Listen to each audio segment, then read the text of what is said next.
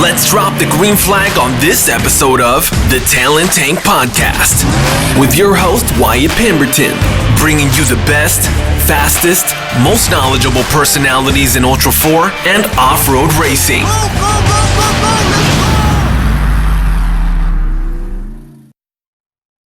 Hey, it's Wyatt.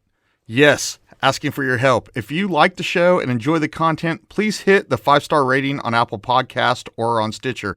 Please consider writing a quick review on the Talent Tank Facebook page, on YouTube, and absolutely on Apple Podcast. And consider joining the discussions in the Talent Tank Insiders group on Facebook. All right, let's get to it. Welcome back. The Talent Tank, another episode. We're getting loaded up here. As you clicked on today and downloaded, we've got the guy who's described as the man behind ULTRA4 Europe.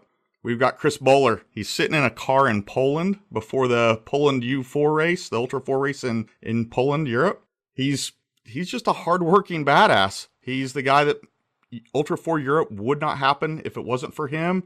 He's humble. He never takes credit for anything. I don't know him very well. I know a lot of people here in the stateside do not know him very well, but here we are. We've got him in the tank, so let's go. Chris, how are you? Yeah, I'm good. I'm really good. Weather's not particularly the best out here comparison to some of the weathers we worked in. But no, you're right. I'm sat in a Skoda. It's a lovely grey coloured car. And I'm looking forward to a really cool interview. All right. Well, we might as well just roll into this. I'm going to, set the hook here kind of early. Who builds a better course, you or JT Taylor? Well, of course, it's me in Europe. JT is real badass, man. I mean, I've known him for probably about 4 or 5 years, and we first met on one of my first ULTRA4 Europe events. Didn't really know him, what he was, what he did. I just treated him with the respect that you treat everybody that you've never met before, and we just hit it off straight away. And that is quite a common joke about who does the better course. Yeah, in Europe, it's me. End of.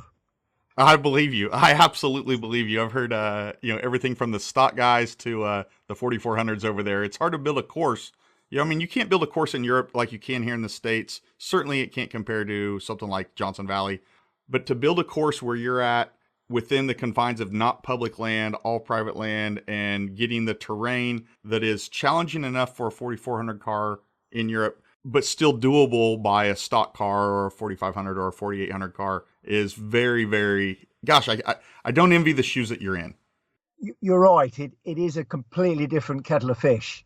And of course, in America, you take Johnson Valley, for example, each day of competition, you're expecting, only certain, classes to compete. Whereas here in Europe, our races take place over a 2-day period, and we don't have the time or the real estate to run a dedicated UTV race or a dedicated 4400 race.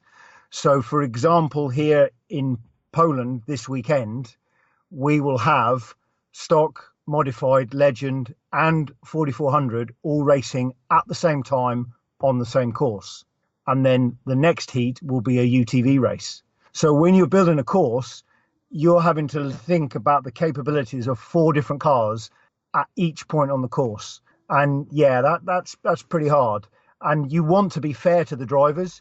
You don't want to limit the stock class. They're my favorite class without a shadow of a doubt, because they're the guys, the entry level, they're the guys with the limited budgets, the limited capability vehicles, but they're in it to win it just as much as the top 4400 class car. So you want to be able to give everybody a course that they can use their imagination within the rules of the way you've laid the course and still feel like they are the top of the tree.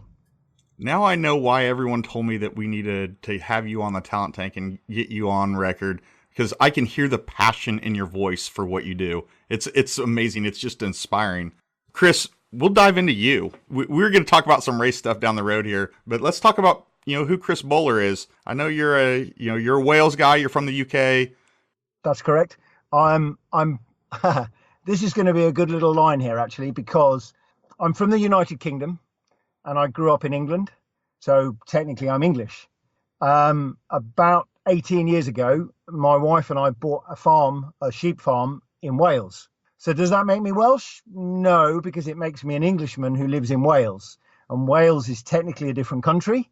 So you sort of have to then accept the fact that you're a foreigner in your own hometown. But I've lived there long enough that I know the locals, they know me.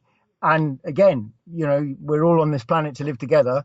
There's a bit of banter, the Englishman, the foreigner, all the rest of it. But that's the unusual thing about the United Kingdom, is that I'm English, but I live in Wales. But I can't speak Welsh. Which, this is a question, this is maybe something you would identify with, is Wales is on the west coast of the Great Britain Island. Does that make you West Coast? Or you guys have like flat billers and black socks that you pull up on that over there on that side of the country? Is Well, the west coast of Great Britain, or the United Kingdom, is technically the wettest side of the country, because we get the weathers coming in from the Atlantic, and so Wales is considered as wet, rainy. So I suppose we'd be wearing waterproofs, whereas people on the east side would be more in the sun and having the better weather. So opposite way around to America, maybe. Maybe, but no one in London is wanting like the Welsh side to like fall off into the ocean, are they? No, not at all. I mean, Wales is a totally different terrain as a country goes. There's a lot of beautiful places there. The towns and villages are a lot smaller. I think Cardiff is the largest. Well, it is the only city in Wales, but it's not a particularly big if you compare it to Birmingham or London. But if you look at the population in Wales, we're thinly spread over a nice country. So, for example, my hometown, there's probably 8,000 to 10,000 people live in the Lampeter area. So, we're sort of spread out rather than in England, where you're a lot of people living in a smaller area. I gotcha. So you're in Lampeter. Did I pronounce that correctly? Yeah, if you pronounce it Lampeter and then say it quickly, Lampeter, that would work.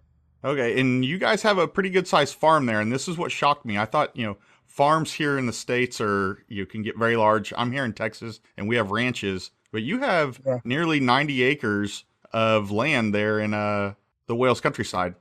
That's right. Yeah, we're an 88-acre sheep farm. The farm is probably about 4 miles away from the town, so it's close enough to get a takeaway, and the takeaway's still hot by the time you get home. But it's far enough away that I can have an argument with my wife in the fields and nobody else can hear what we're saying. It's nice not to have neighbours, because having lived in the military, you're constantly under, wherever everybody is.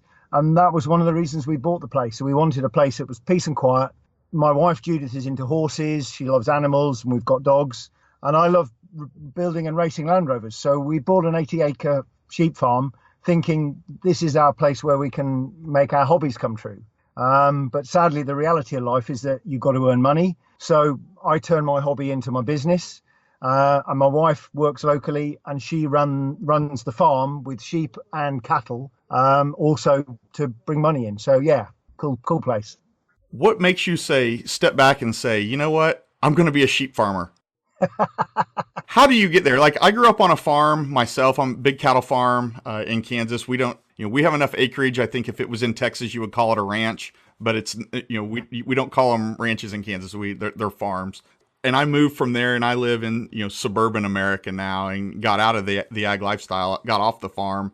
But you went to the farm, and don't get me wrong, at some point in my life, I would love to go back to the farm. Walk me through your and Judith, your wife's plan and mindset, and how you decided to say, you know what, we're going to be sheep farmers. And then I know you have 2 boys that you had highly involved in that. So don't let me skip over those guys. Well, probably going to have to step back a little bit in terms of the history of where I came from. I joined the military. I was an officer in the British Army, and I did 18 years in the military. And I reached a point in my life, and probably in my career, where actually I no longer saw myself as being what we call a career soldier. So, going on until 55 or even 60. And that happened when I was about 34, 35. And both Judith and I realized that in the military, you either aspire to go all the way up the ranks, or you accept that you stop at a certain point, and you either tread water and you just live with the fact that you're never going to get promoted again, or you leave. And I decided that at a rank of a major, I'd done my stuff, I'd done my time, and it was probably time to have a bit of family time. Now, all the time that I lived in the military, my wife and my children, wherever I moved, they had to come with me. And sometimes I moved every 2 years, and sometimes I moved every 6 months. And that was pretty tough on family life. Judith struggled to find a job without having to say, look, I might be gone in 6 months' time, or I might be here in 2 years' time. And the boys they were born while I was in the military, and they were 5 when I left the military. So in those first 5 years, they were dragged from pillar to post as we moved around the country. And that effect on private life was a main driver for saying we need to relocate to a base. If it means I've got to leave the army, so be it. But we will make the secure part of our life for the wife and the children rather than for the husband. So my last 5 years in the army, I did the travelling to the job and the family stayed at the farm. So the farm became the perfect base for them to have everything they need, the horses, the dogs, the school. My wife pursued with her career. My boys, funnily enough, and we come back to the Welsh conversation, my boys went to their first Welsh school and had to learn Welsh as their primary language. And at 6 years old, fair play, hats off, to go and be dumped into a foreign language, not having spoken a word of it, and within a year, they could talk and talk back just as good as the rest of them. And they learned a language in a year and were learning it at school. So it meant that I had stability in family life, and then I did the driving, and was 2 or 3 hours away to the 3 jobs in those last 5 years. Does that make sense? Oh, no, absolutely. So for your boys, are they considered Welsh? Here's another cool one. I've got 2 boys, Stuart and David, twins, so they're the same age. Nobody on this planet but my wife knows who came first. So as far as we're concerned, they're the same age. Stuart is a lot more open-minded, and he sees living in Wales as actually quite a cool thing. David, my other son, he tends to favour England. He likes the England rugby team and would cheer them on rather than the Welsh rugby team. But he was the one that took the language better and was actually more able and more willing to speak to the locals. So I think between the 2 of them, they even themselves out. But they thoroughly enjoyed living on the farm, living in Wales. It was a new challenge to start with. And then once they'd lived there longer than anywhere else, it became the norm. Now, you're from Arborfield, just to the west of London. The drive from Arborfield to where you guys are in Lampeter, that's not that far. It's about a 4-hour drive on a good day. And in England, yeah, you're right. It isn't a million miles. I think it's about 160 miles. But in the US, 4-hour drive is down the road. Right. No, absolutely. It seems close, and don't let me downplay how condensed and compact you guys are on the island. I mean, it is a very big island, but that said, it's still an island. So when you were, I'm gonna jump all the way back. So we've kind of talked about your family a little bit, but let's go back to you. You grew up in something of a rural town, Arborfield. How were you as a kid? And I know at that point, once you got to high school, you went to college right there, a couple miles up the road from where you grew up. Let's talk about you as a kid. Have you always been an outdoorsy guy? Have you always been just so intellectually on top of things and on top of your game as you are today? Yeah, sure. I grew up with my parents, mum and dad. My dad had a business, believe it or not, importing tropical fish from all over the world. He was the first guy to work out how to ship tropical fish, and we're talking neons, guppies, koi carp, marine fish, pretty much anything that somebody would have as a hobby in their house. My dad worked out how to ship those fish from all over the world, the Amazon, from China, from the Far East, back into UK, and then grow them and then store them ready to ship to people's homes. So my dad had an outdoor job anyway, and we had a fairly sort of sizable garden. I was an outdoor guy for sure. I had to cycle to school 2 miles each way, so that was outdoors. And sometimes when the winter's down in England, it's pretty wet and you're on your push bike. So yeah, I think you've hit the nail on the head. I was an outdoor guy. From an intellectual point of view, I wouldn't say I was the sharpest knife in the box. I did struggle at school, and I was probably fundamentally quite lazy as well, and used the laziness to not play the game, but to sort of not try as hard as I probably should have done. And therefore, when I decided I was going to join the army, it didn't need as many qualifications as if I went to university. So maybe, yeah, the intellectual side of it was partly I didn't quite have what it needed, and partly why do I need what I need? Because I reckon I'm good enough as I am. Man, you're sitting here, I'm watching you and you're describing yourself, and all I can visualize is my own son, this 12-year-old boy that he's so wicked smart, but he doesn't apply it because he's like, yeah, I can get by. I don't need to study because, my mom and dad only need me to get a B, so I'm not going to, why do I want to study and have to get an A? I can skate by on this.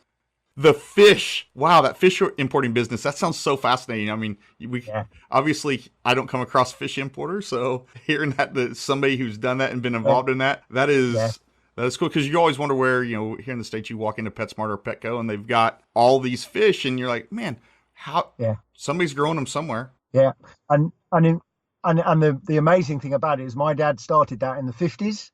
Well, there weren't PetSmart and there weren't garden centres that had that kind of thing. He was the only person in the country. He built a heated warehouse that was about the size of probably an Olympic swimming pool side by side, and that was basically full of small aquariums, each one with the same species of fish in.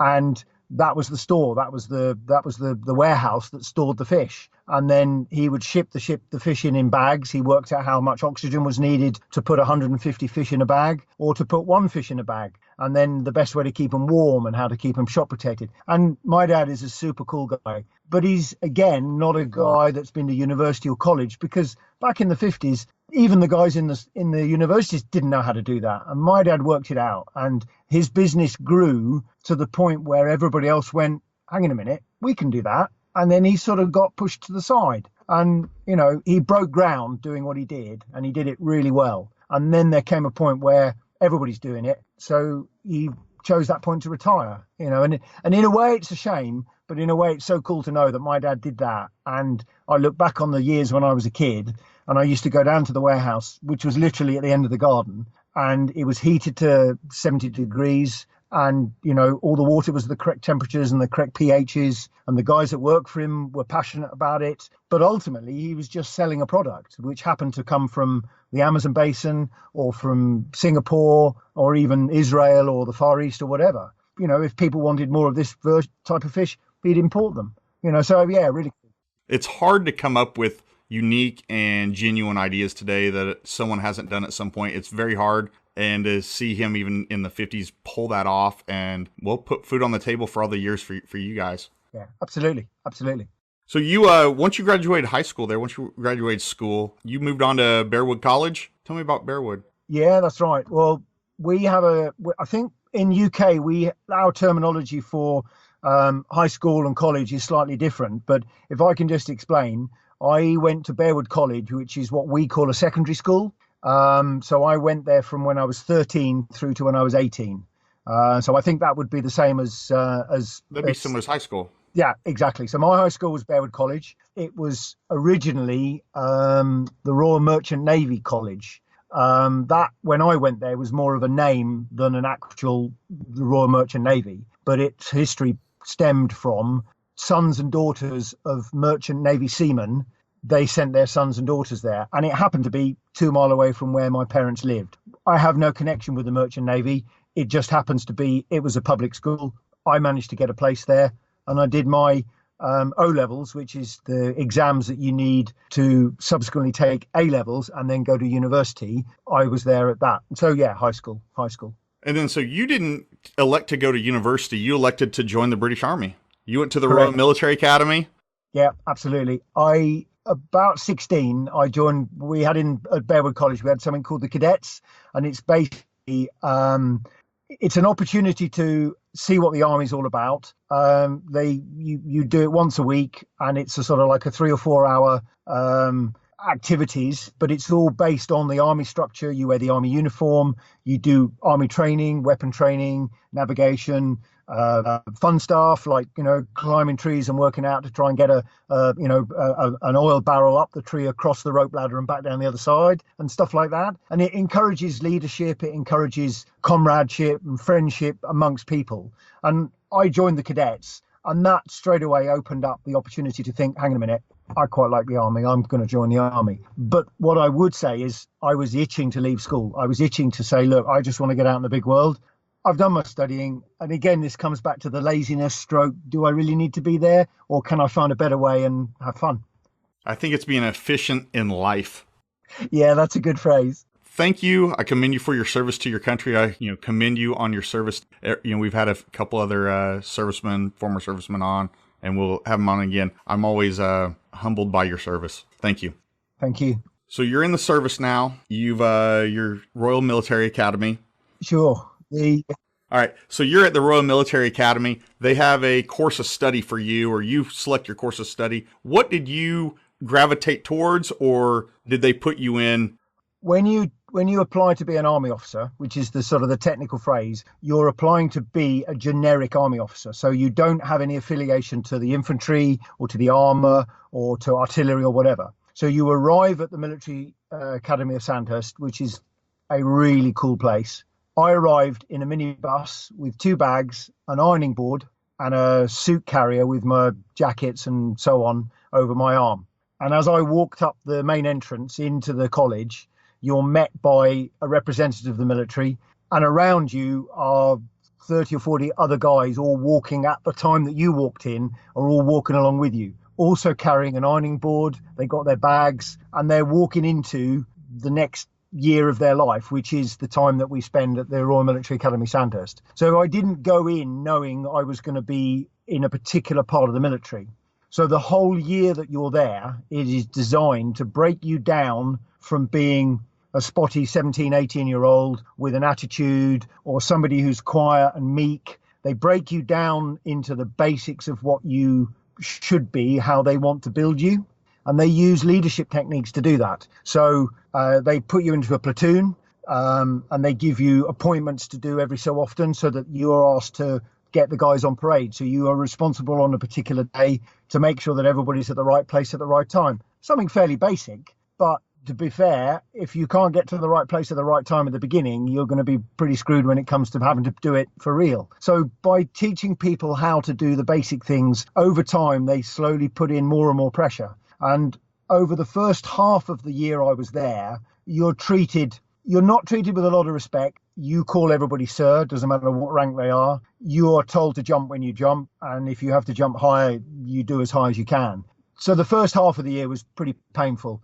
I didn't wear civilian clothes for six weeks. I wore a red tracksuit when I wasn't in military uniform, and I wore military uniform when I was told to. If we had to change military uniform 5 times in a day, we changed 5 times in a day. There was no question.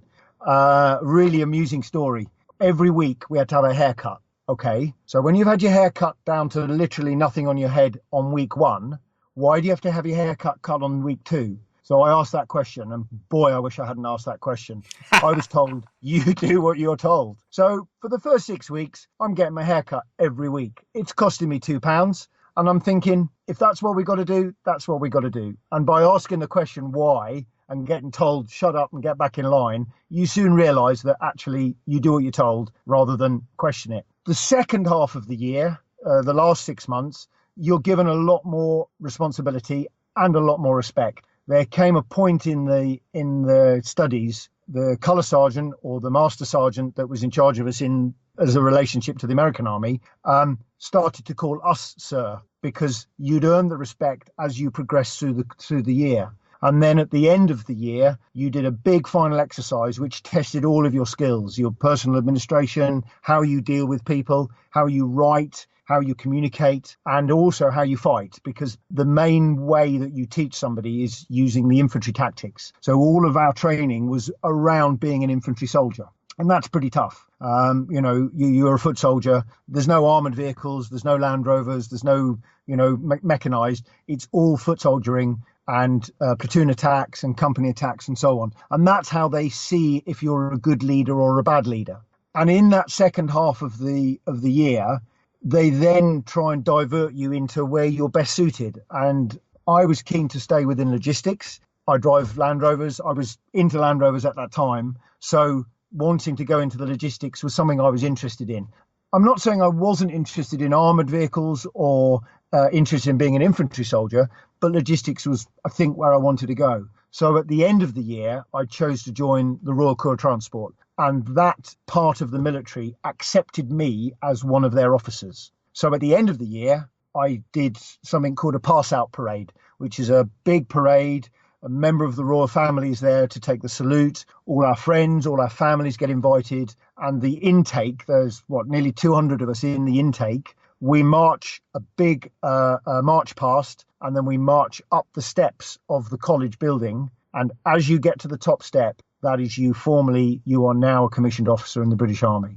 And there's a lot of ceremony and pomp and circumstance about it, but actually walking up those steps, you've made it. And it's really cool. And if you get the chance to see on YouTube or even, speak to people that have done it and visualize it, it's absolutely fascinating.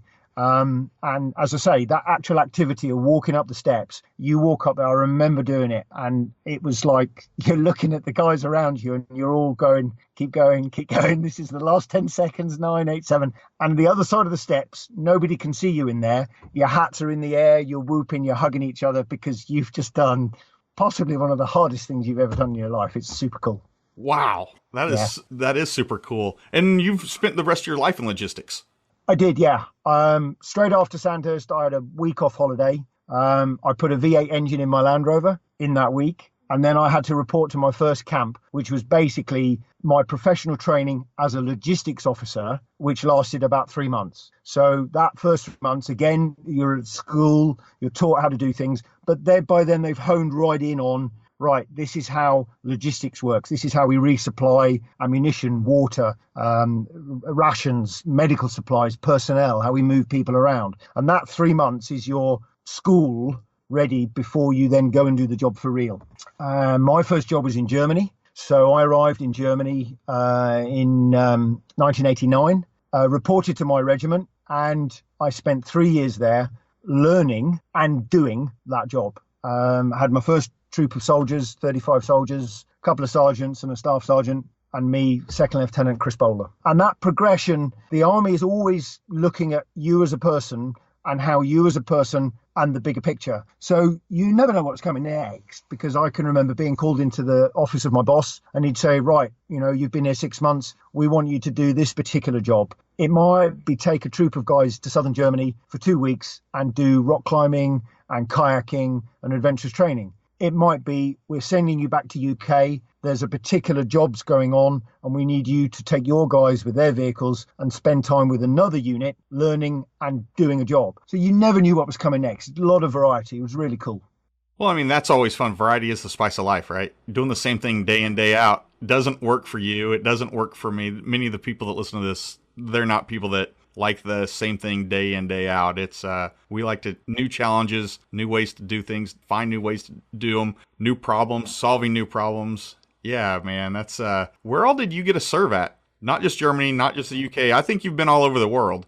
I was very fortunate. I served in Germany for 3 years. And during my 3 years in Germany, I was attached to the Australian Army for 6 months. So I was shipped down to Australia. One of the Australian officers in a transport unit came back up to UK, to Germany, and did my job in Germany. And I did his job in Australia. I did quite a few exercises around Europe, went into East Germany when the wall was still up. So it was still East Germany, West Germany, Iron Curtain. I did a couple of trips, shall we say. But those first 3 years was really basically based in Germany. My second tour, I came back to UK and I joined something called the ACE Mobile Force Land, which is a NATO military formed unit. And that was where I probably first encompassed something which I, to this very day, still need as a skill. And that's to be able to interact with people from different countries and languages. And that particular job lasted 2 years. And I worked in Norway, I was in Turkey, I worked with the Danish military, a lot with the American Army. I've spent quite a lot of time with the American Army in lots of little times. But when you add it all together, I've had quite a good experience with the military and in particular with the American Army. And that job gave me the opportunity to work with other militaries and see their equipment and see how they do things. But of course, the working language is English, but you then learn a bit of French and a bit of German and a bit of this and a bit of that. So that was probably the first time where I started doing something on a multinational basis. My third job, I did something completely, unreal. I went to Hong Kong and I became what we call a Gurkha officer. I worked with the Brigade of Gurkhas. These are Nepalese soldiers who 200 years ago became mercenaries in the British Army, and over the last 200 years have evolved to be a particular highly respected infantry type of soldier. And I was lucky enough to be chosen to be a logistics officer and a transport regiment, which was Nepalese soldiers. And I was based in Hong Kong initially, learnt their language over about a 2-month period. And then sadly, and there's a bit of a story on this, I went to Hong Kong for 3 months. My wife managed to get her military service in Hong Kong, and I flew back from Hong Kong the week before she flew to Hong Kong to start her time in Hong Kong as a nurse. So it wasn't the nicest from a social point of view. And again, that was probably one of the beginnings of being in the army is really cool. But when you want to do something different, the army wants you to do what they want. And you're then caught between that social and work of, you know what I mean? And absolutely. That was the beginnings of when things went a little bit wrong, where once I got married, you had to play the army game first and the married life second. But Hong Kong was cool. I was there for 3 months. And then subsequently spent 6 years with the Brigade of Gurkhas in 2 different jobs. And that was quite a good time. Now, somewhere in there, quite a story, because I've got to ask it, but you ended up in a manager gig while in the military, managing a band that toured around. It was an ABBA tribute band, and their name just kills me. It's Bjorn again. That's it. I did an operational tour in Bosnia, 98. It was my second operational tour in Bosnia. And it was at a point in my military career where I just completed a degree course in the army, which was a year of military technology. And at the end of that job, because I was a logistics officer, I went to a military unit which stored, prepared and looked after vehicles, everything from a main battle tank to a motorbike or a trailer or a piece of equipment. And my operational tour meant that I went to Bosnia and I looked after a fleet of replacement vehicles. So if a vehicle up country is damaged or needs to be replaced, we held a stock, just like a shop. We had a stock of vehicles which were kept at prime condition, and we basically moved those vehicles around, took the dead vehicles back. Some of them were damaged by accident, damaged by fire, and we acted as an exchange unit for those vehicles. And during that particular tour, I was pulled out, again, the typical scenario. Captain Bowler, your boss needs to see you. Drive up to the office and there's something they want to talk to you about. Walked in the office, and my boss was a lady called Claire Harrell, and she sat me down and she said, right, we have to fill a position where you need to look after a bunch of civilians who have come to Bosnia for 2 weeks to entertain the troops. And they call it the Combined Services Entertainment Show, CSE show. And basically this group of entertainers who are straight off the street, they're whatever they do, wherever they do, they volunteer to come out and entertain the soldiers. And we laid on 14 concerts in 16 days around Bosnia. So we would drive around Bosnia in a coach with 3 heavy goods vehicles carrying all of the staging, the lighting, the instruments, the sound studio, all their props, their costumes, their makeup, everything to run a professional entertainment concert. And it was my job to basically plan their route to all of the camps, and each camp, maybe 200 or 300 British soldiers in each camp. And each night we built a stage, we built a sound, all the lighting. We basically laid on a full-on pop concert with a magician, with a comedian, with a troupe of dancing girls. And yeah, I got Dick to do that.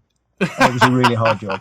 No, that's amazing. And it's so cool to hear you talk about everything that you've done from like as a child going up and going through school, going through college, in the military, and each little piece of the puzzle to get you to what we're going to talk about here in a little bit about what you do with U4 Europe, what you're doing with ULTRA4 here in the States, building Hammertown, handling the logistics of Keeping the Hammers Week. It's very cool to see your skill set and how you have built it like Legos or Lincoln Logs, like continue to build on each one. And we see like where you've gotten little tidbits in your life that have made you this perfect dude to do what you're doing. And now I understand why people said, you've got to talk to Bowler. You've got to talk to this guy. I'm totally getting there. So you end up getting out when you finally got out of the military, and by then you already had your 88-acre sheep farm there in Wales. When you got out, you got into something that you've already touched on. You mentioned it, that you're a Land Rover guy, and you end up going back home. You have all of this, let's call it operational experience with equipment, with working on things. Let's talk about your business here. Cambrian 4x4, you've opened it there on the farm, and you handle all these Land Rovers in Wales. Like, what were the years leading up to your retirement and planning for that retirement to get Cambrian going, and then years after as it started and you're kind of right off the bat? We will talk about your racing experience here in a little bit. Believe me, we're going to go there. But let's talk about Cambrian for a little bit. Okay, yeah, sure. My last job in the Army, I worked I was what we call a staff officer. So you work predominantly in an office, and you are responsible for particular projects and aspects. And I mentioned about the fact that I did a degree in military technology. Well, that gave me a particular qualification to do something, to work in a technical environment. So my staff job, my office job, was working in a project team responsible for installing a radio system into all of the British Army's military vehicles. And my range of vehicles was all of the armoured vehicles. So Challenger 2, Warrior, all of the fighting vehicles. And basically, I worked embedded in General Dynamics, which worked alongside their opposite number civilian project manager, making sure that the design that the British Army had paid for actually met the criteria, met the requirement that we'd paid for. And the physical components of that equipment then obviously had to fit into a vehicle. And I was responsible for making sure that we reached the point where we said, right, this is the design, go to print, make it happen and start fitting it in vehicles. So that last job for 2 years, I'd already made my mind up. I've done my military time. This is going to be my last job. I went in to see my boss on day one and said, thanks for giving me the job, but I'm out of here in 2 years' time. I will do everything you want me to do, but in 2 years' time, I'm signing off, I'm leaving the military. And that was more or less when we bought the farm, I think. I think we'd had the farm about just 2 years before then. And I had made that commitment to say, I'm going. So, of course, you've then got to start planning the future. Really didn't want to work for anybody. I'd done my time working for people and being told what to do. So my option was to run a business. And because Land Rovers and vehicles was my hobby, I sort of thought, well, we give it a go. It can't be that hard. And my original idea was not to fix and repair and build them. It was actually to build an off-road course around the farm where you could train somebody to drive their vehicle, teach them how to drive down a steep hill, drive through mud, drive up a steep hill, how to control a vehicle at slow speed as a working vehicle, not as a competition vehicle. So my wife and I looked at the 80-acre farm and thought, well, if we cut a track here and we build this here and things like that. And that was the original plan. And it didn't really go very well because we had a couple of people come to the farm, but they wanted to do a tour. They didn't want to come to one place and drive around a boggy field for a couple of days and get fed and get accommodated. And at the same time, people were calling me and saying, I've got a Land Rover and the clutch is gone. I sort of took the odd job on the side. And it soon became apparent that actually teaching people how to drive a vehicle probably wasn't going to happen. And maybe that was my naivety of thinking, this is what I want to do, let's make it work, when actually the only way you can make it work is if people come to you. And they weren't coming to me for that. They were coming to me for something else. So I very quickly realized that I needed to be ahead of the game when it comes to fixing vehicles. And I paid a lot of money from my pension money from the military. And I bought a pretty state-of-the-art diagnostic computer, which was specific to Land Rovers. And I've never looked back, because now I lived in a very Land Rover rich area. A lot of the farmers have got Land Rovers and Range Rovers and Discoveries. And the local Land Rover dealer was charging 3 or 4 times per hour the rate I was charging. And I was able to correct, fix, diagnose, repair their vehicles at a more competitive rate in a much more suited environment that the farmers were used to. They drive down my track into the yard. They see sheep in one field, cows in another, a farmyard that looks pretty similar to their farmyard, and a guy that works in a fairly big shed that says, right, bring it in. What's the problem? Tell me what's wrong. We fix it. They pay the money. They go. As opposed to a dealership that says, oh, you can't work on your car for 2.5 weeks because that's when we're next free, and you drop it off, and totally alien to a lot of people that just want their car fixing so they can do their job. And over the last 13 years, it's just grown and grown to the point now where I can't keep up. Well, that and traveling around for Ultra 4 also, takes a ding on that too. If you're not in the shop, if you're not there managing the business, it's really cool to see the entrepreneurial spirit in you that you obviously had to have gotten from your father and all those years of watching him. I think you're right, because the military doesn't give you an entrepreneurial spirit. It doesn't teach you how to run a business, because in the military, to a certain extent, if it's going to happen, it's going to happen, and the resources are there. You don't have to sit back and go, well, can I afford that? Or when can I do that? You just do it. So my entrepreneurial spirit, I'm pretty sure it comes from the fact that my dad ran a business. And as you said earlier on in the interview, if you've got to put food on the table, you've got to work it out. And I was lucky because I didn't plan to set a business up in Wales. The moving to Wales was put the family in a stable environment. The farm wasn't particularly expensive because Wales, the land isn't top land, it's not building land. So they were in a stable environment. I then come back from the military and try to build something. And as I say, I look back on the last 13 years since I left, and I'm really pleased the way it's gone. And, without blowing smoke up, yeah, I think I've achieved it, what I set out to do, which was to put food on the table. Right. No, I do think you've been very successful. Now, somewhere in there, we're going to jump back. This is going to be something of a flashback. Let's walk through your racing pedigree. Okay. Going back to school, my best mate at school, Carl Brown, he and I were both in the cadets. He was a year ahead of me, and he had a Land Rover, a Series 1, 1955 Series 1 Land Rover that he used as his car. And because he could drive, he came to college in it. He was a boarder. In other words, he stayed at college for 3 months at a time, whereas I was a day boy, so I travelled backwards and forwards every day. And he had a Land Rover. And in the cadets, we were put together on a visit of a general, I can't remember what it was now. General came to visit the cadets as an inspection. And I was told to go with Carl Brown. He was sergeant, I was a corporal, and learn about his Land Rover so that when the general comes and asks a question, you can talk about it. Up until that point, I had no interest in Land Rovers. And Carl and I very soon became good friends, and I was his best man and he was my best man at our weddings. And he got me into Land Rovers. And once you've got a Land Rover, and once I joined the army, I bought a Range Rover in Germany. And then all of a sudden you start doing competitions. And the competition can be pretty basic. It can be, driving around a training area on a navigation. So you're not under speed, you're just competing. And you get that competitive bug. And I think the Land Rovers gave me that desire and that competition bug. I started off with navigational events in the military. I then started doing something which you guys call rock crawling, which we call trialing, which is slow speed maneuvering over a very, very arduous course. Well, in UK, it usually involves mud, it usually involves trees, and it usually involves damage. So you end up starting to look at the Land Rover and go, well, I keep bending the front wing, so let's put a bar there, and then that stops that. And then I keep blowing the back tyre out because whenever I rub against a tree, it blows the back tyre out. So you start to modify it, and the trialing then got quicker and quicker. And then you start to think, hang on a minute, I put a roll cage in this and I put some nice seats in it, I can go racing. And that's where it all went wrong. I just went down that line. It's all downhill from there.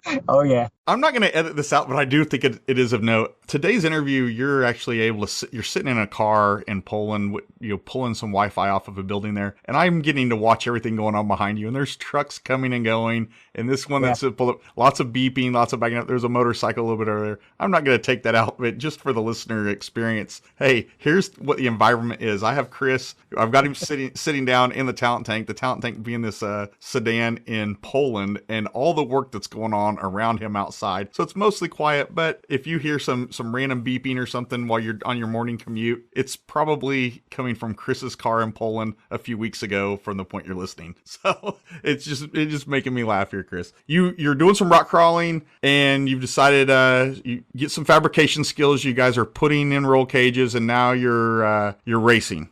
That took it to a different level because in UK, we have a club called the All-Wheel Drive Club. That has always been the predominant club that allows speed off-road racing. And again, you build a vehicle, you turn up to a meeting. The meetings invariably are on a Sunday. They're a one-day race. And where I lived before I moved to Wales, there was a good selection of about 8 or 9 across the year that you could go to, a couple of hours drive, no problem at all. And you turn up to the meeting and there could be anything between 30 and 50 other cars, all in different classes. And when I first started, they tended to be based on Range Rovers because they were a fairly cheap and fairly tough vehicle with which to be able to build a vehicle from. And then as they become more competitive, people take the stock shocks off and put Bilsteins on. And then a couple of years later, people have put in Fox on and King on. Then the roll cages get lighter and closer to the chassis. The body starts to be stripped off and there's more aluminium paneling. And then eventually you're basically taking a Range Rover or a Land Rover chassis, building a purpose-built body, and then putting all the fine performance equipment on there. And over about a 10-year period, I built my first car, which was just a stock car, and raced and had a great time. And then you want to go faster, you want to feel more comfortable and safer at speed. I bought a set of second-hand Kings. Wow, what a transformation. Then I built the second car, and this is at the point at which I'd already left the military, and I was running the Land Rover business, and I decided that my favourite Land Rover is a Discovery 2, which I think you guys have got out there. And I bought an accident-damaged Discovery 2, and I had it turned into a space-frame tubular-bodied pickup truck. So it looked loosely like an F-150, a little bit smaller, but it was based on the dimensions of an early Series 1 Land Rover. And I raced that for about 4 years. Turbocharged 2.5 litre diesel engine, 5-cylinder, stock transmission, stock axles. I took the entire wiring loom from the Discovery so that I then had everything working as if it was a stock car. So I could plug the computer in if I had an engine problem. I could plug the computer in if I had a running lights problem or an ABS problem. So I took a basic design and just added the performance bit in a different body. I've still got that car today, and that served me well for about 4 or 5 years. Then ULTRA4 came to UK, and I competed in the first King of the Valleys, which was the very first UK race that was based on the ULTRA4 format. And I raced it in the TD5, the pickup truck I've just explained, with my son David as my co-driver. Now, this car has got a 2.5 foot rear overhang over the back axle. It's really not a rock crawler. It's really not designed to do ULTRA4 style racing. And the race circuit we used was a place that we use up to now. We used it 2 months ago, a place called Walters Arena. And it's a disused coal mine, a lot of rock, a lot of rough terrain, a lot of very, very, very hard terrain. And that pickup truck did it. She did the 4 laps she had to do. It was like pulling teeth trying to get that thing to drive up the course. And in comparison to a lot of the other cars, people were looking at it. I remember looking at one point, I was coming down a track very slowly, very, very rough track.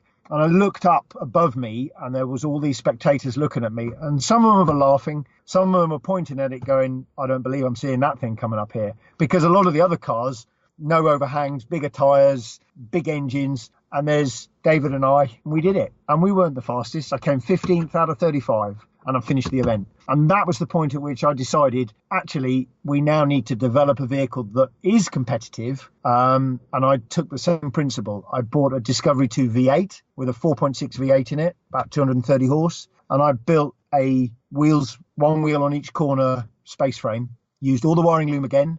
This time I built the car based on suspension. I used Fox shocks because I believe they're the best. The agent in UK, Paul Jones from ProLinks, I spoke to him. He already knew about me and we'd done a little bit of work. He'd serviced some of my shocks for me. I said, I'm going to build a car and I want it to do this. And I want you to tell me the suspension I need. And he said, this is going to be expensive. And I said, the suspension is the car. If the suspension doesn't work, the rest of the car, I may as well junk it. So he basically put together a package and we built the suspension components before we'd even really started building the car. So when the car was finished, we knew we were having bypass. We knew we were having 2-inch coilovers. We knew the suspension travel. We knew the IBAC springs we were having. And so when the car was finished, that was all fitted and we went racing. And that car really transformed my competitive time because it was a capable car at that time. Now, ULTRA4 racing in Europe, which we now obviously know as ULTRA4 Europe, has gone through a very, very fast transition. It's gone from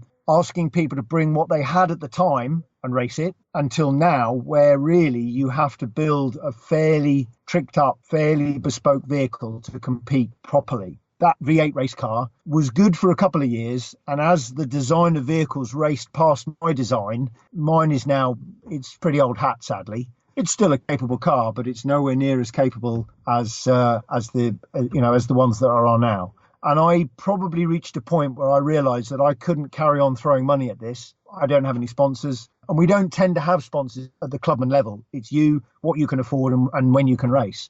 And I think that was the turning point where I decided, okay, I'm not going to hang the race helmet up just yet. but I'm not going to keep throwing money at something which I just can't keep up with. And that's probably where I reached the limit of the competitive. But in that time, I've done winch challenge, I've done hill rallies, which is basically off-road rally driving. I had a short stint for 3 years as a rally driver in the military. I've done something called team recovery. I've won a couple of events and a couple of challenge series. And the beautiful thing about it is that the guy I did that with, my son David, he got to see that. He was fortunate enough in a way that I saw my dad do his business.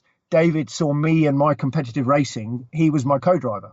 And so I hope he learned something out of it. But as I say, once I realized that I couldn't keep up with chasing the technology to keep the competitive edge, that's the point at which I think I said, right, we'll pull the old girl out when we can and have a bit of fun, but she stays as she stays. And I've still got that race car too. You know what I find so interesting and so fascinating is you guys in the UK, your development based off the Land Rover platform versus what we see here stateside is the development off the Jeep platform. Correct. And they've had parallel paths, depending on the terrain. Now, the terrain stuff that I've seen, all the stuff I'd seen say, ULTRA4 Europe it seemed to be these winch challenges and the development of fast winches like the Giggle Pin, which is the two worn winch motors with the gearbox to make them go twice as fast, the winch challenges. And you said you were involved in that. So here in the States, and you even see it in our races, we try to avoid winching at all costs. You guys in the UK, you actually have competitions just to go winch. Tell me about that mindset.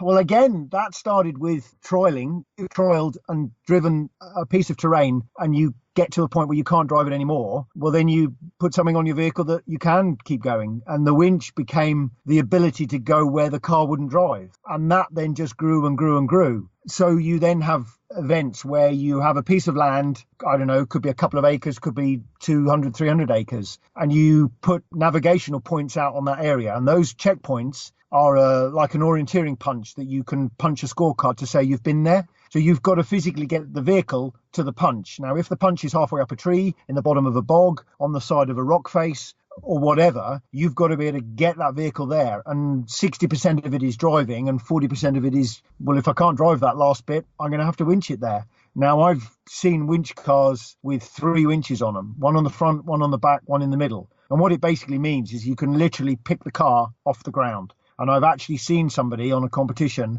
where they had to cross a gorge, a ravine that's probably 2 or 3 vehicles length. And they basically lifted the vehicle up on the back and then used the middle winch to support the vehicle in a particular position whilst they paid out with one winch and paid in with the other. And you almost put the thing onto like a fly wire. Admittedly, only maybe a couple of foot off the ground. But by using the winches, it's just another means of moving a vehicle from A to B. I'm laughing, but it's crazy what we as humans will do to compete, right? We dangle the carrot and then we challenge ourselves and then we go do it. And the things that we'll do, and most of the time we only do it because our friends are doing it.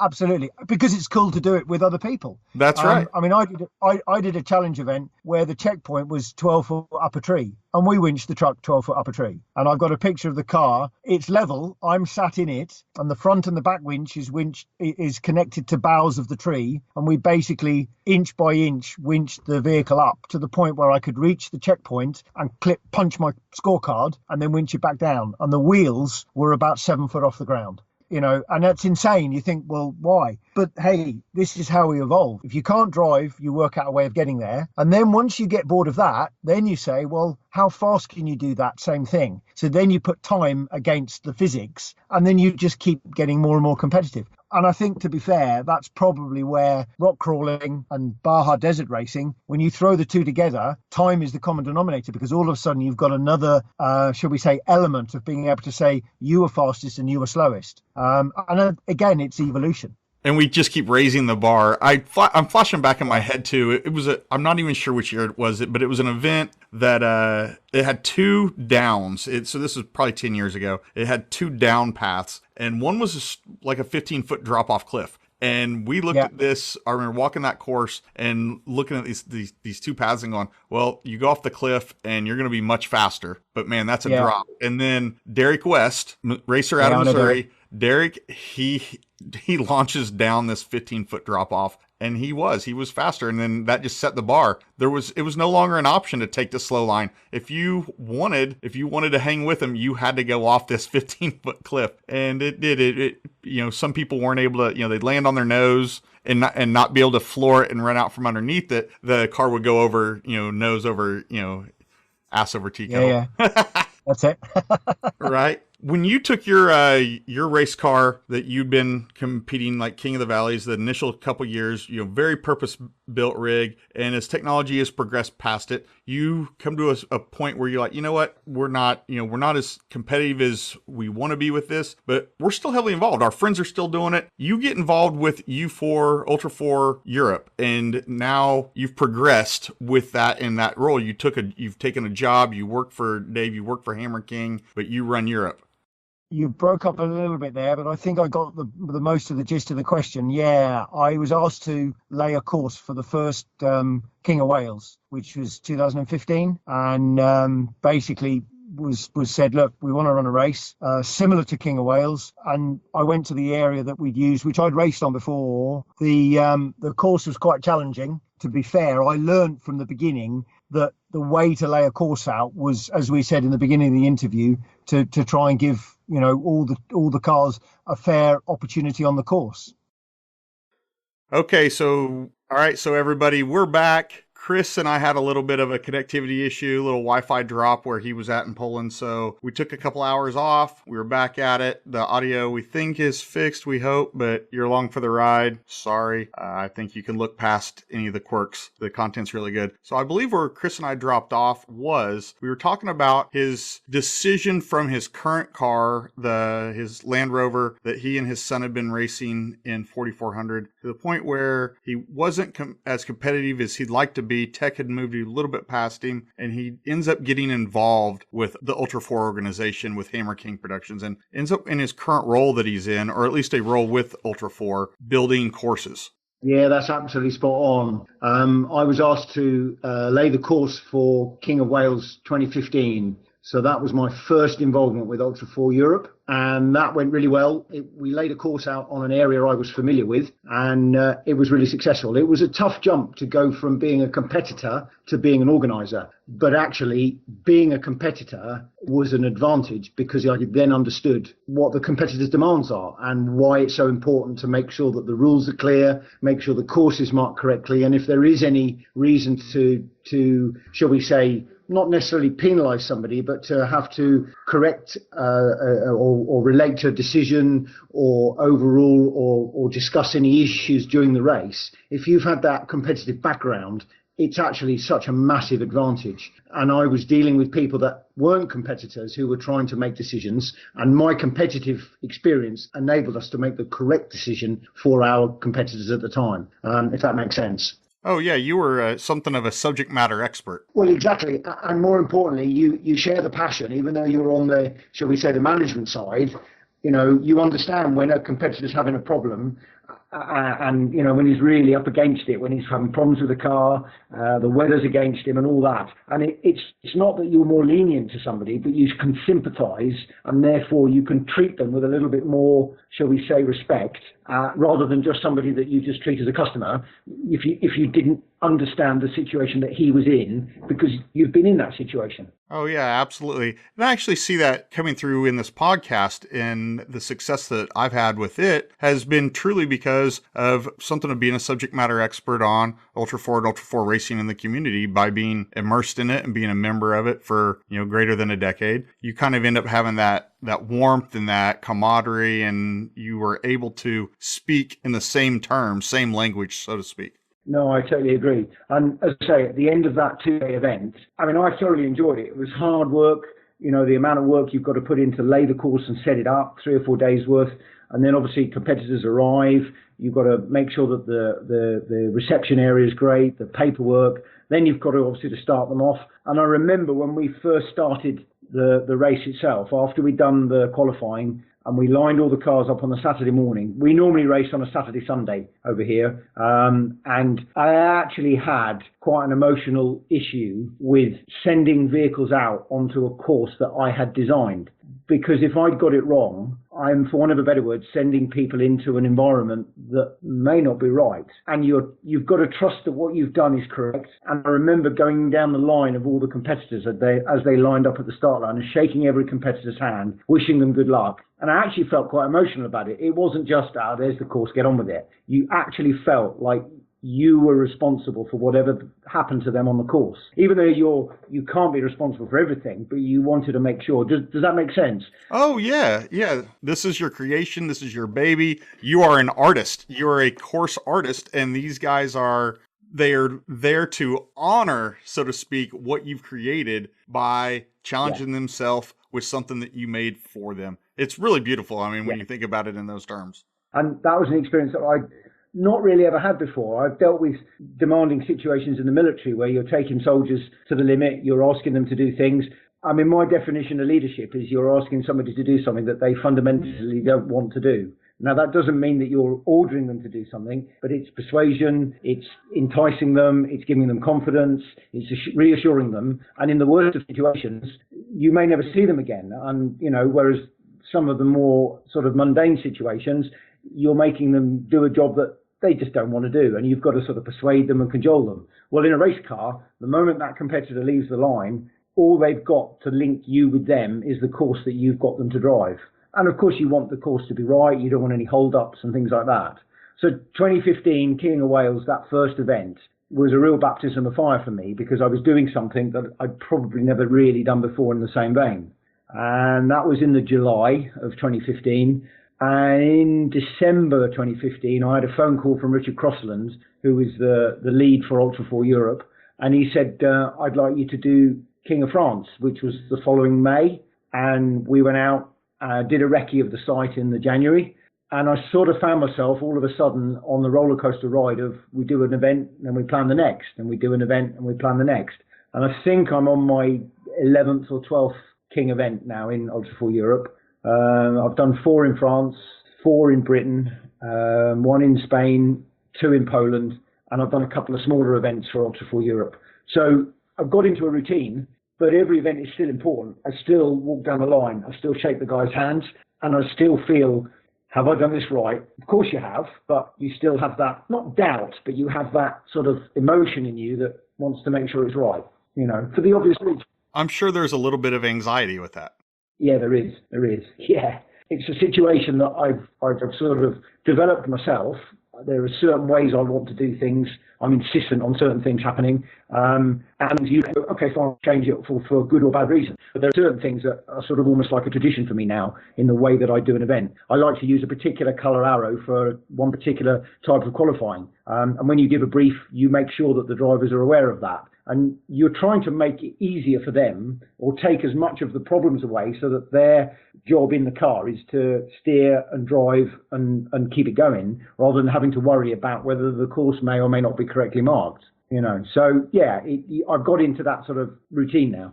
That is amazing. So coming back from there, you ended up, based on your stature, based on your resume of course building there in Europe, you have started coming to the February event in Johnson Valley, California for King of the Hammers and running a whole bunch of the show there, picking up a whole bunch of, tasks.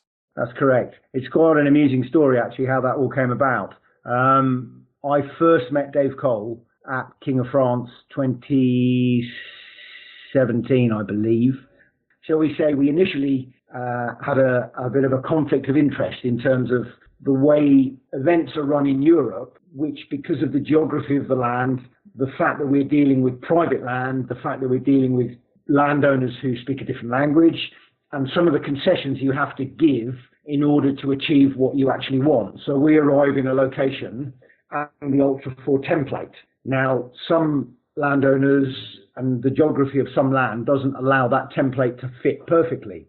And Dave came to King of France. I was already on site.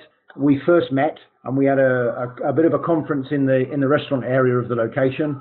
And he was, maybe I didn't explain it right. Maybe he didn't understand what I was explaining. I don't know. And we had a bit of a lock horn session. I'll be perfectly honest with that. And there's nothing wrong with that. The guy you work with, sometimes you're going to have a difference of opinion. You then, between the two of you, work it out. And we sure did work it out, but it was amusing the way it was worked out. And we went out on the course and I showed him what I was trying to explain. And he seemed content with the situation, no problem. So the event starts and our qualifying was in the evening. So Dave grabbed hold of me and said, right, we're going to go and sit up on top of the hill and watch the start from a distance. So the two of us get in my Land Rover, drive up to the top of this hill where we had a great overview of the whole course. And he asked me the question, so who do you think is going to have the fastest car? And we, on the radio, chatted between me and JT and Richard Crossland, and we all sort of swapped who we thought was going to win and what time we were going to get. So that set the benchmark for the prologue, and we're watching the times go through and Dave's calling the times in and right, okay, and we just had a really cool time watching this prologue happen. And at the end of it, completely out of the blue, Dave turned around to me and said, I'd like you to come to Johnson Valley and join my core team. Now, of course, I was completely blown away with that because I'd only just met the guy. He'd obviously heard of me. He knew that King of Wales the year before had gone ahead, no problem. He'd seen what I'd done at King of France.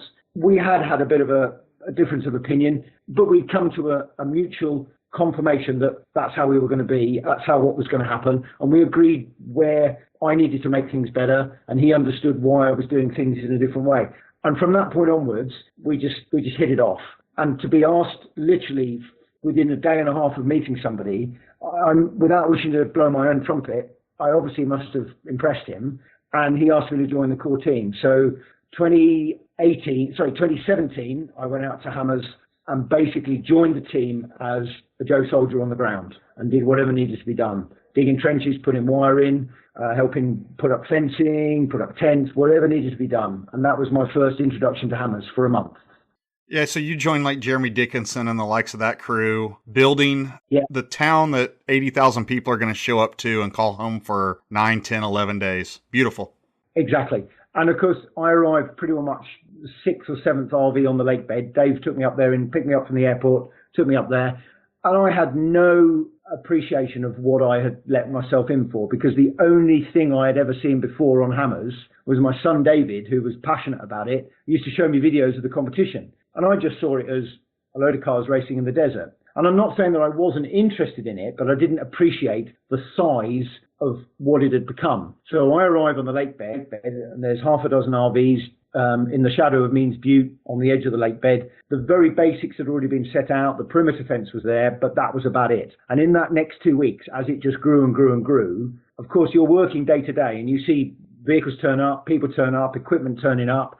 And then you're told, right, you come with me, we're going to build this. You come with me, we're going to sort that out. And it slowly gets bigger and bigger and bigger. And then, of course, the competition week is then just mind-blowing. The number of vehicles, the amount of people, the speed in which everything happens. Each day there's a major race for the UTV. The next day, EMC. The next day, 4400. And it's just the whole size of it, which you just cannot compare with anything else that I've ever experienced in terms of motorsport. So I really did feel like I've been dumped in the deep end in terms of, wow, you're really playing with the big boys now. You are absolutely one of the big boys. Absolutely. Yeah, I'm on the edge of the big.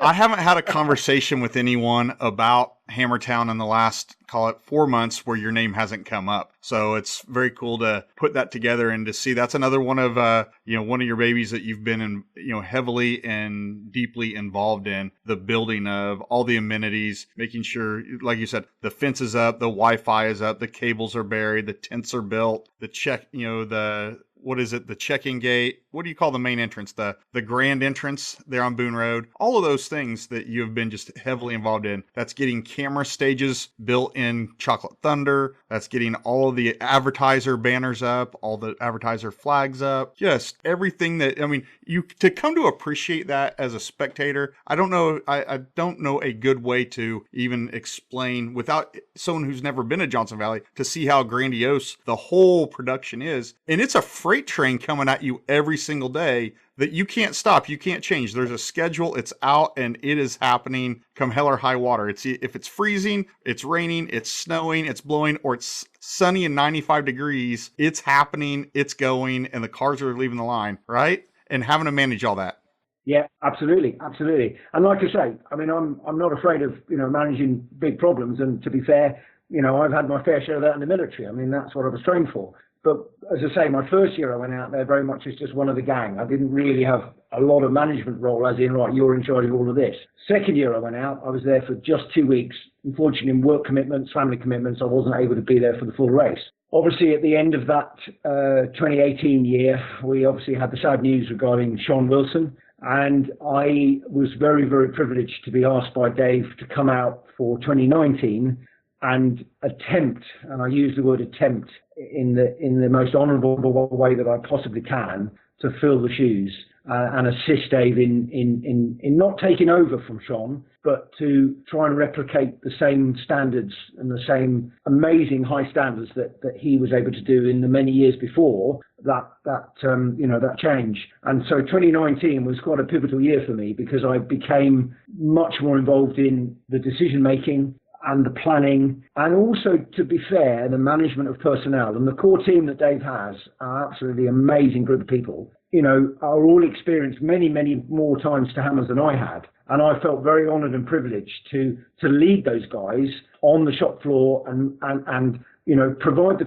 facilities that they needed. And it wasn't a question of, no, I'm going to tell you how to do it. These guys knew what to do. But if they needed a vehicle to go and do a job, course marking, or go up to Means Butte and set something up, they needed to know that vehicle was serviced and it was reliable and it had fuel in and they knew where the keys were. And then we made some systems in the staff tent where we had a vehicle board, so we knew that if a vehicle was out, the key wasn't hanging on the hook. If it was in, it was there, and then who was going to be using it. We had time schedules and planning structures to be able to work out, so that people knew what they were doing that day and what they were going to hopefully doing the following day. And those little sort of management tools, which aren't particularly revolutionary, just oiled the cogs of an already well-oiled machine. And as I say, I felt that was where I needed to be, in Hammertown, resourcing what was needed. And mundane jobs such as making sure that all the staff RVs, all the black water sucked out, they've got fresh water back in, the gas is replenished, going up to wheelers and picking up parcels and packages of stuff that's coming in. And it's logistics. It's to be fair, it's what I was originally trained for, and you just apply that in a different way. The beauty of it is that I've applied it in a way that still allows me to do and watch and take part in what I like to do, which is competing and racing in vehicles. It's cool as. Well, I think a good name for you would be like you're the head of public works for Hammertown. Yeah, that's cool. I know we kind of glossed over it, but I want to jump back to Sean Wilson. We lost him a couple years ago, and he did, until he passed away, I really didn't realize everything that Sean did for King of the Hammers and making that machine so well oiled and keeping the oil in the right spot on the right cogs. And Sean was the guy behind the scenes, pulling the levers, pushing the buttons, and doing the things that, Dave obviously has an overall idea of what he wants to accomplish with King of the Hammers, but Sean was a guy who in the early 10 years was the guy that made it happen as far as Hammertown and the production and all that. With his passing, he left some very big shoes to fill, but you stepped up. I mean, you really did step up, Chris. You stepped up, you filled those shoes, and here we are today, and King of the Hammers is not getting smaller. No, definitely not. We're definitely we're going in the right direction. It's just a question of being able to maintain the service, and I do mean that the service is actually quite important. It's a service to Dave to make sure that his aspirations, his plans, and to be fair, it's not like he's got a standard format and every year it's always the same. There's different things happen in different years. He tries different ways of making it more streamlined. He comes up with different ideas. And so you can't just take a template and just follow it, yada, yada, yada. You've got to sort of go with the next year's plans. And so, as I say, you're right. You've got to be able to react and go, right, we're going to do it slightly differently this year. If it doesn't work, okay, fine. We step back, move to another position, and then try on a different way. But that is, the shifting sands of management. Well, I think that's really cool. To go back to something we talked about way early in this interview was just the ability to be dynamic and do a job that's different every day with new challenges every day and new solutions to those problems, to where it's not the same mundane day in, day out. That would bore you. I know you. I can already tell that would bore you. Yeah. So that's the lazy schoolboy coming out. Right. Absolutely. So who wins 4,400 2020? Yeah, good question. Some would say that Jason Shearer's on a roll. Others would say that there's teams that are looking at his 2 years on the trot win, and they're going to make a change of that. I think it's up in the air. I really do. You know, the technologies of the vehicles is improving again. You know, they're all looking at their equipment. They're all looking at what they need to be and where they've probably not achieved so well in the previous year. They know where the mistakes are. They know where they need to improve. So to be perfectly honest, I really couldn't call it. Jason Shearer happens to be and always has been my favourite driver because I sort of used one of his previous cars as a template for the planning of one of my cars. So, yeah, I got a bit of a soft spot for Jason, but I really don't think we should take it for granted he's going to pull a third one out of the bag. I think it's anybody's game, to be fair. Oh, I think so. I fully agree with that. Jason is a guy that you can't ever discount, but the other side of that is you can't ever discount the hammers. They're the hammers. Correct. Yeah. And you mentioned earlier on about the weather. I mean, last year with the wind that we had, the problems we had with the tentage, I mean, I've been on the lake bed 3 years on the row now, and last year was by far the coldest. And if that had been just 2 days the wrong side of when we started the racing, we could have been racing in some serious weather. And the weather conditions really is a leveler. It doesn't matter how good a driver or how well prepared a car is, the environment that you're racing in is very often the thing that will make the telling tale. Well, that said, I think it would, as a spectator, I will qualify that, as a spectator, I think that would be really cool to see these guys racing in snow. Yeah, I know what you mean.